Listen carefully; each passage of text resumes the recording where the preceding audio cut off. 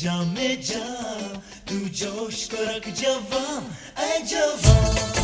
में कदम रखा था। जब मैंने मैट्रिकुलेशन अपनी क्लियर की थी तब से मेरा आईटी की फील्ड से वास्ता है, और जब से मैं आईटी की फील्ड में एंटर हुआ हूँ तब से मैंने इसके अंदर बहुत सारी स्किल्स सीखी हैं, और उन स्किल्स की वजह से ही मेरा इस फील्ड के अंदर अपना इंटरेस्ट क्रिएट हुआ है, और वो इंटरेस्ट बढ़ा भी है। तालीम से ज़्यादा सीखने को तरजीह दी, और सबसे पहले जो स्किल मैंने सीखी थी that was white board animation, और वाइट बोर्ड एनिमेशन से स्टार्ट लेने के बाद मैंने फ्रीलांसिंग की दुनिया में कदम रखा, जिससे मैंने अपनी स्किल्स को अपनी अर्निंग में तब्दील करना शुरू किया। वाइट बोर्ड एनिमेशन के बाद मैंने 2D एनिमेशन सीखा, जो कि क्लाइंट्स की डिमांड थी। मार्केट की डिमांड के मुताबिक आपको चीज़ें नई नई सीखनी पड़ती हैं, तो न्यू स्किल सीखने के बाद स्लोली मैंने वॉइस ओवर की तरफ आना शुरू किया। जैसे कहते हैं कि अपॉर्चुनिटीज़ आपके दरवाजे पर मौजूद होती हैं और उन्हें अवेल करना आपका अपना काम होता है। जब एफएससी अपना क्लियर किया, एफएससी कंप्लीट करने के बाद जब मैं यूनिवर्सिटी की फील्ड में जाना चाहा तो यूनिवर्सिटी की फील्ड में मुझे कुछ ऐसी फील्ड मिली नहीं जो कि मेरी आईटी से रिलेटेड हो, और अगर थी भी तो वो इतनी मुश्किल थी कि जिसमें जाना मुझे मुनासिब नहीं लगा। तो media studies and mess communication की जो फील्ड थी ये मुझे रिलेटेड लगी अपनी फील्ड के साथ, अपनी फ्रीलांसिंग की फील्ड के साथ, क्योंकि मुझे इसमें वो स्किल्स नज़र आई जिनको मैं अपनी आमदन का जरिया बना सकता हूँ अपनी डिग्री से पहले ही। ठीक है।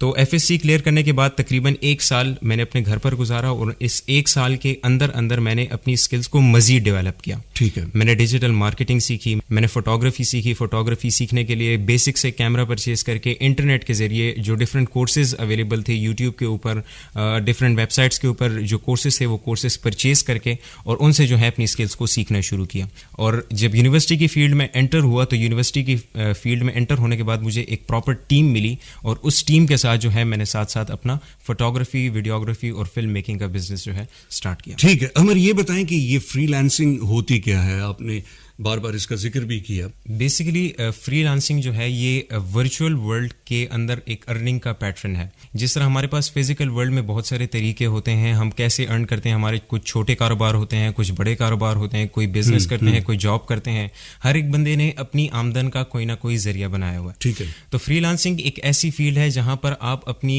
इंग्लिश पर कमांड हासिल करने के बाद, लैपटॉप और इंटरनेट पर बेसिक कमांड हासिल करने के बाद जो भी स्किल्स आपने सीखी है आप उन्हें डिफरेंट प्लेटफॉर्म्स पर लेकर जाते हैं, और अपनी सर्विसेज ग्लोबली आप अपने क्लाइंट्स को प्रोवाइड करते हैं, जो कि आपको फिर इन रिटर्न उसके लिए पे करते हैं। तो इसके मुख्तलिफ प्लेटफॉर्म्स होंगे? डिफरेंट प्लेटफॉर्म्स हैं, सोशल मीडिया प्लेटफॉर्म है जहां से आपको क्लाइंट्स की एक बहुत बड़ी एक रेंज जो है आपको वहां पर मिलती है। परमानेंट क्लाइंट्स बना सकते हैं जो कि बाद में आगे भी आपको ऑर्डर्स देते हैं और आपसे काम लेकर आपको पे करते हैं। ठीक है।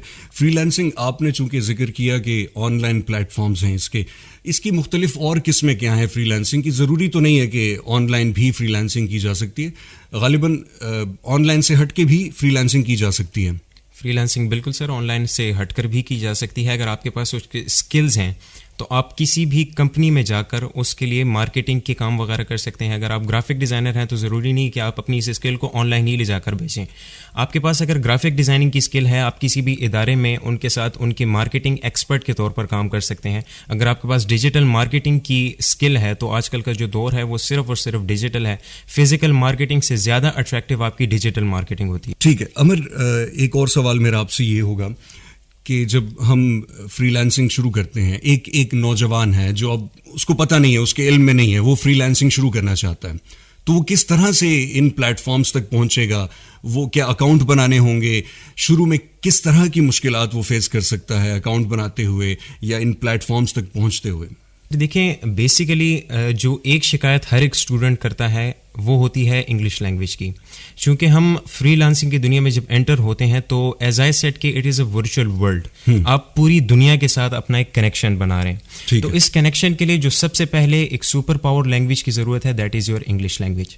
और इंग्लिश लैंग्वेज की स्किल ही वो वाहिद स्किल है जिसके ज़रिए आप अपने क्लाइंट्स के साथ कम्युनिकेट भी कर सकते हो, और साथ साथ जितनी भी वेबसाइट्स आप विजिट करोगे वो तमाम वेबसाइट्स आपको इंग्लिश में कॉन्टेंट प्रोवाइड करती हैं। तो इंग्लिश सीखने के बाद आप इस काबिल हो जाओगे कि जो वेबसाइट पर सामने आपके लिखा हुआ है आप बगैर किसी की हेल्प के कम से कम उन ऑप्शंस को रीड करके अपना माइंड आइडिया, अपना माइंड सेट बनाकर आप उनके अकाउंट्स को जो है समझ सकते हो। इसकी एक रीज़न ये भी है कि ज़्यादा गालिबन ऑनलाइन फ्रीलांसिंग का काम यूरोप और अमेरिका से मिलता होगा। अमेरिका से मिलता है बिल्कुल, क्योंकि जो बेसिकली जो प्रोजेक्ट्स हमें मिलते हैं उनकी वर्थ स्टार्ट होती है $5 से and that goes up to $10,000 to $20,000। अच्छा। तो जो छोटे प्रोजेक्ट्स होते हैं लाइक $5 हमारे लिए, अगर पाकिस्तान में हम उन्हें रुपीस में कन्वर्ट करते हैं तो that is a very big amount.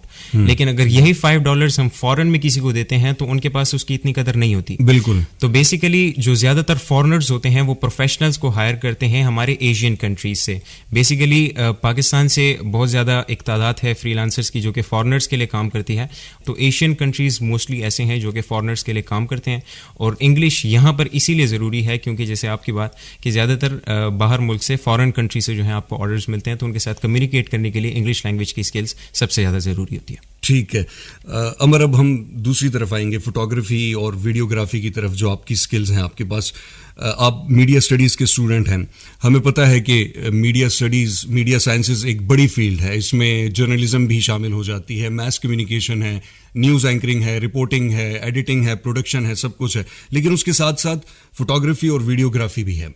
ये मुझे बताइए कि आपने कब ये सब कुछ काम करना शुरू किया, फोटोग्राफी का, वीडियोग्राफी का, और आप कैसे करते हैं? मींस आपको प्रोजेक्ट कैसे मिलते हैं? सबसे पहले तो देखें, आपको फोटोग्राफी की फील्ड में जब आपने एंटर होना है तो एक चीज़ याद रखें कि ये वो वाहिद काम है जो कि आप अकेले नहीं कर सकते। You must need to have a team. Sir देखें, अगर प्रोजेक्ट आपका वेडिंग का है तो वेडिंग का एक सीज़न होता है, ठीक है। वेडिंग के फोटोग्राफीज आती हैं, एंगेजमेंट की फोटोग्राफीज आती हैं, तो इनका एक सीज़न होता है। तो इस सीज़न के अंदर हम लोग अपने पैकेजेस प्रोवाइड करते हैं और वो क्लाइंट पर डिपेंड करता है कि क्लाइंट कौन से लेवल का पैकेज चाहता है। आया वो बेसिक चाहता है, वो स्टैंडर्ड चाहता है, या वो प्रीमियम चाहता है। ठीक है। तो बेसिक, स्टैंडर्ड और प्रीमियम के मुताबिक हम अपने क्लाइंट्स को बजट्स के मुताबिक उनका काम प्रोवाइड करते हैं। और ये प्रोजेक्ट जो है स्टार्ट होते हैं हमारे 30,000 40,000 से and that goes up to 1.5 lakh to 2 lakh rupees. ठीक है। एक और सवाल यहाँ पर करना मैं बड़ा ज़रूरी समझता हूँ। एक नौजवान है, स्टूडेंट है, तालिब इल्म है, वो भी आपकी तरह ये काम शुरू करना चाहता है, फोटोग्राफी का, वीडियोग्राफी का, तो शुरू में कितना उसको बजट दरकार है, कितना खर्चा आएगा? अगर बेसिक लेवल से स्टार्ट करना चाहता है और अगर प्रोजेक्ट भी एक बेसिक लेवल का है, अगर प्रोफेशनल काम आपका क्लाइंट नहीं मांग रहा, तो कम से कम आपको 5 to 6 लाख रुपीस तक के इक्विपमेंट्स परचेज करके अपने पास बेसिकली रखने होते हैं। ये वही इक्विपमेंट्स हैं जिनके जरिए आप अपनी प्रोफेशनल फोटोग्राफी कवर कर सकते हैं। अब वो बेसिक होता है, स्टैंडर्ड या प्रीमियम, वो आपके क्लाइंट पर डिपेंड करता है। ठीक है। अच्छा अमर, आप चूंकि फ्रीलांसिंग करते हैं, मुझे फ्रीलांसिंग के हवाले से मुख्तलिफ आइडियाज़ और मुख्तलिफ फील्ड्स के हवाले से बताइए कि फ्रीलांसिंग किस किस फील्ड में की जा सकती है, ऑनलाइन, इंटरनेट के ऊपर? डिजिटल मार्केटिंग के अंदर जितनी भी सर्विसेज हैं वो तमाम आजकल जो हैं टॉप ट्रेंड पर चल रही हैं। Animations, graphic designing. एग्जैक्टली। आप डिजिटल मार्केटिंग, आप फेसबुक पर प्रोडक्ट्स वगैरह प्रमोट करना चाहें किसी के, आप उनको स्पॉन्सर करना चाहें अपने क्लाइंट से, आप 50% लेते हैं और 100% लेते हैं और 50% आप स्पॉन्सरशिप पे लगाते हैं और 50% आपका मार्जिन है। ये आपकी डिजिटल मार्केटिंग है। इसके अलावा आप एनिमेशंस बनाते हैं। ठीक है। इसके साथ साथ वेबसाइट्स के ऊपर हर एक बंदे का आजकल दिमाग एक ख्याल बना हुआ है कि वेबसाइट्स के जरिए जो है प्रमोशन बेहतरीन तरीके से होती है और वेबसाइट्स के जरिए अर्न भी किया जाता है। तो इसीलिए वर्डप्रेस जैसी सर्विसेज जो हैं वो भी काफ़ी ट्रेंड में चल रही हैं, जिनके थ्रू आप अपने क्लाइंट्स के लिए वेबसाइट्स बनाते हैं और वो आपको इन रिटर्न पे करते हैं। इसके अलावा वॉइस ओवर की स्किल है। वॉइस ओवर्स इस तरह है कि कोई भी वीडियो विदाउट वॉइस आप जो है कि इतनी इंटरेक्टिव आप उसे नहीं बना सकते। इसके अलावा ग्राफिक डिज़ाइनिंग है, जिसका एक बहुत बड़ा स्कोप है मार्केटिंग में, क्योंकि हर एक काम जो आप करते हो तो उसको सोशल मीडिया पर पोस्ट करने के लिए आपको एक डिज़ाइन की ज़रूरत पड़ती है। मुझे लगता है हमारी ये वो सारी वही स्किल्स हैं जो आप खुद सेल करते हैं, आपने मुझे बताई हैं। Exactly sir. बहुत शुक्रिया स्टूडियोज तशरीफ लाने के लिए। बहुत शुक्रिया sir, thank you so much.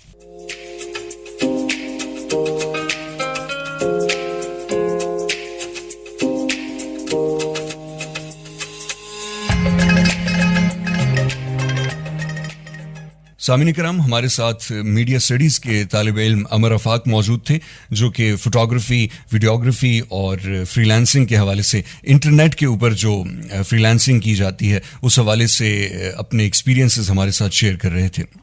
और इसके साथ ही हमारे प्रोग्राम का वक्त ख़त्म हुआ चाहता है। उम्मीद करते हैं कि आपको आज का प्रोग्राम पसंद आया होगा। इसके साथ ही मुझे अपने मेज़बान ज़ियाउर रहमान और इस प्रोग्राम के प्रोड्यूसर हामिदुल्लाह खान को दीजिएगा इजाज़त। अल्लाह हाफिज़।